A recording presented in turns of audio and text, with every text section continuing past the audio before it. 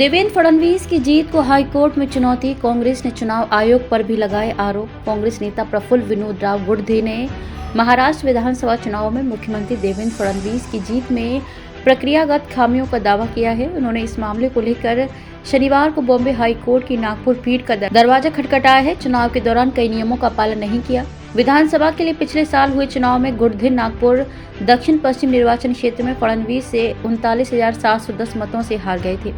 उनके वकील AB. Moon ने बताया कि उन्होंने हाई कोर्ट में याचिका दायर की है क्योंकि चुनाव के दौरान कई अनिवार्य प्रावधानों का पालन नहीं किया गया। कोर्ट से परिणाम को अमान्य घोषित करने का आग्रह किया गया है। पूर्व मंत्री एवं कांग्रेस नेता यशोमती ठाकुर, जिन्हें तियोसा सीट से हार मिली थी, पार्टी के उनके 5 सहयोगियों और एक राकांपा शरद चंद्र पवार के नेता ने भी इसी तरह की याचिकाएं दायर की हैं। कांग्रेस उम्मीदवार प्रफुल्ल गुडधे, दक्षिण नागपुर से उम्मीदवार गिरीश पांडव, अमरावती जिले के तिवसा निर्वाचन क्षेत्र से उम्मीदवार और पूर्व मंत्री यशोमती ठाकुर, पूर्व मंत्री राजेश सिंघने, सुभाष धोटे, शेखर सेंडे, संतोष सिंह रावत, सतीश वारजुड़कर, जिन्होंने मुख्यमंत्री देवेंद्र फडणवीस के खिलाफ चुनाव लड़ा था।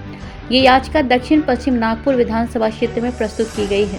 विधानसभा चुनाव में कांग्रेस को काफी उम्मीदें थी। लोकसभा चुनाव में कांग्रेस महाविकास आघाड़ी को बड़ी जीत मिली है, इसलिए विधानसभा चुनाव में कांग्रेस को काफी उम्मीदें थी। कांग्रेस नेताओं की ओर से भी दावे किए जा रहे थे कि राज्य में महाविकास आघाड़ी दोबारा सत्ता में आएगी, लेकिन चुनाव नतीजों में महाविकास आघाड़ी को बड़ा झटका लगा।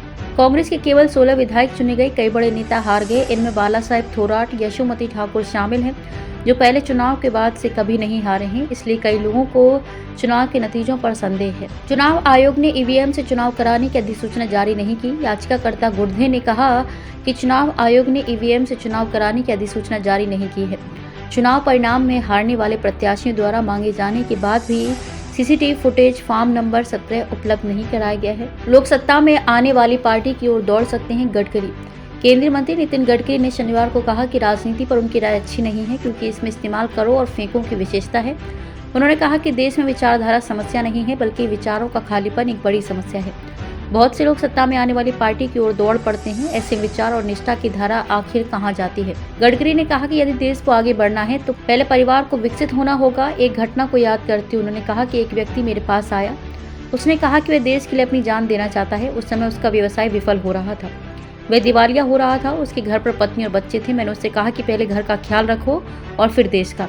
उन्होंने कहा कि वे छत्रपति शिवाजी महाराज को अपना आदर्श मानते हैं क्योंकि महान सम्राट ने लड़ाई लड़ी और जीती, लेकिन पूजा स्थलों को नष्ट नहीं किया और विरोधियों पर अत्याचार नहीं किया। केंद्रीय मंत्री ने कहा कि उन्होंने अपने शासनकाल के दौरान सभी धर्मों के साथ समान व्यवहार किया और वह भारत के सच्चे धर्मनिरपेक्ष राजा थे। वो यहाँ मराठा सेवा संघ द्वारा आयोजित एक कार्यक्रम में बोल रहे थे।